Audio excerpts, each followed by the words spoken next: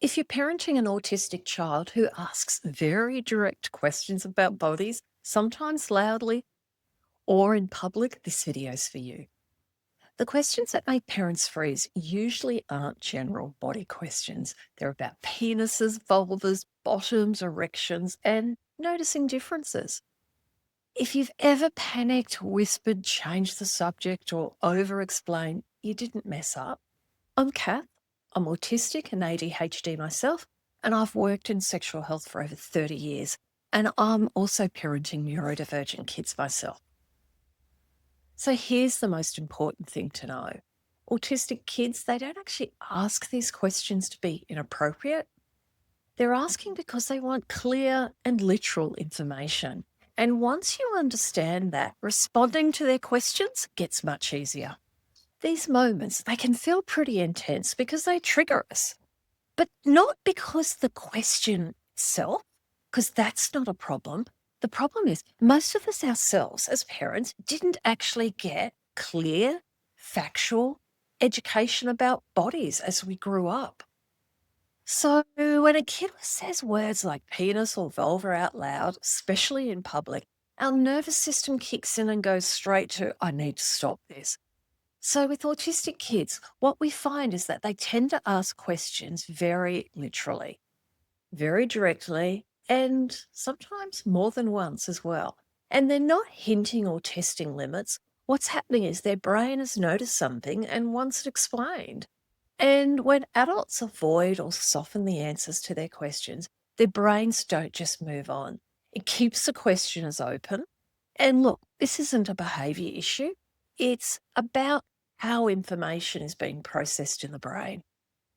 This is driven by one simple pattern: literal thinking with repetition as part of learning. It's not about labels, it's about how some brains make sense of the world around us.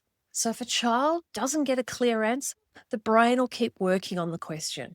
So curiosity doesn't mean sexual readiness, and repeated questions don't mean an obsession as well. Clear, calm answers will actually help that brain to settle. Now, the most important thing to remember is that you need to answer the question that they asked, not the question that you're worried about, that you think they might be asking, just that literal question. And most adults, they panic because they're jumping ahead. They're saying, or thinking, is this sexual? Does this mean something else? Am I encouraging something? And look, that's not what your child is actually asking. So stick with the actual words that were said. So parents, they'll often freeze on questions like, why do you have a penis and I don't? Why is his penis bigger than mine? Why does my vulva feel tickly? And why does your bottom look different to mine? So let's look at what enough can sound like. Some people have penises and some people have vulvas. Penises can change size, and that's normal. That's a body feeling, and bodies can have different feelings. Bodies don't all look the same. Everyone's different, and that's okay. And that's it. No sex explanation, no extra meaning added in there, no jumping ahead. Using correct body words doesn't make things sexual. Panic and secrecy, that's what adds shame. Now, I have a 3-step framework that you can reuse every time. So first, answer the question, say what it is. Give them one clear sentence using the correct body words. Second, say what it means, explain, and only what matters right now. And third, say what to do only if needed. So let's look at a simple privacy or safety rule so this makes sense. So for example, that's something that we talk about at home. You don't need confidence, you just need one sentence you can repeat. And look, if it's a wrong time or the place, you can say something like, that is a great question, but how about we talk about that when we get home? And then when you're at home, come back to it. And if questions are repetitive, it usually means the answer wasn't clear enough or the brain's still working it through. So repeating the same calm answer helps more than changing it. What you can also do is ask them what they mean. You might go, "Oh, so what do you mean by that question?" Or, "So why are you asking that question?" is another thing that you can ask as well. Now, there are some things on what not to do as well. So it's really important to try not to laugh. Sometimes the questions they ask us are just hilarious because we don't understand where they're coming from and it's unexpected. So it's important to try not to laugh when they ask, unless it's appropriate. The other thing also is when responding, try not to whisper. Respond in everyday way, how you'd answer a question about what are we having for breakfast. And the other thing as well is to try not to shut it down. And it's not about throwing values and morals in.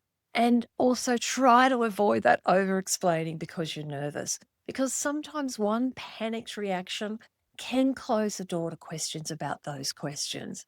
And that's not because you did something wrong. As parents, usually we panic because it didn't feel safe. And what we do now is we then just come in and repair the conversation. And that's more important than panicking about whether you've answered the question properly or not. Look, as a parent, I've screwed up. We all screw up. And what I try to do in situations like that is apologize, is to say, "Hey, I'm really, really sorry." Look, I'll share a quick story. I'm a sex educator, so I used to work as a sex therapist, and I had a collection of genitals. So they're actual sex toys because 15, 20 years ago, you couldn't get good anatomical models, and the only way to get them was to go to the sex toy shop and get like a penis dildo or a vulva or something. So I had this bag of stuff. We were renovating at the time and we were living in like 2 rooms in the house, and the kids were playing in my room, jumping on the bed. And I walked in and they had the penis model out and they had it tucked into their pants and they're bouncing up and down on the bed. And the penis is flopping and hitting them on the tummy, falling down and flopping around everywhere. And they also had the vulva model. One of them had their fist up inside the vulva model and they were having fun and they were being silly. I walked in and freaked out because I thought, "My God, they're playing with bloody sex toys." Wow. I really, it was just such a bad parenting moment. I just thought, I just panicked at the thought of kids playing with sex toys. I shouted at them, took them off and threw them out of my room. Then 5, 10 minutes later, when I calmed down, I thought, they were just kids being kids. But they had actually gone through my drawers and found them because I had boxes of all my work stuff in there. So I thought I shouldn't have freaked out, but they were going through drawers or opening or getting into stuff in my bedroom. So I apologized to them. I said, "You know how I got cranky before when you were jumping on my bed and you got my work stuff out? Well, the reason I got cranky is because that was my work stuff. And look, I'm sorry, I shouldn't have shouted at you like that. So I apologize." And that's what I mean by that calm repair. Kids learn more by what we do than what we say. And when they can see us apologizing because we've done something wrong, that lets them know that it's also okay for them to apologize as well. So being imperfect, I think, is actually a really good parenting strategy, especially when we're parenting autistic and neurodivergent kids, because it lets them know that it's okay for them to be imperfect as well. So I guess I just want to summarize by saying you don't need to have perfect answers to their questions. What your child needs is for you to be the safe, calm adult that they can turn to with their questions. And look, if your child's asking you questions, you're already doing something right. And look, if this video's helped, the next one to watch is the 5 sex ed mistakes that parents make. You'll find it mentioned in or popping up in one of the corners. And look, it follows directly from this and will help you to avoid accidentally making things harder. So please remember, you're not behind, you're learning. We're all learning. I'm still learning. And you know what? That's what counts.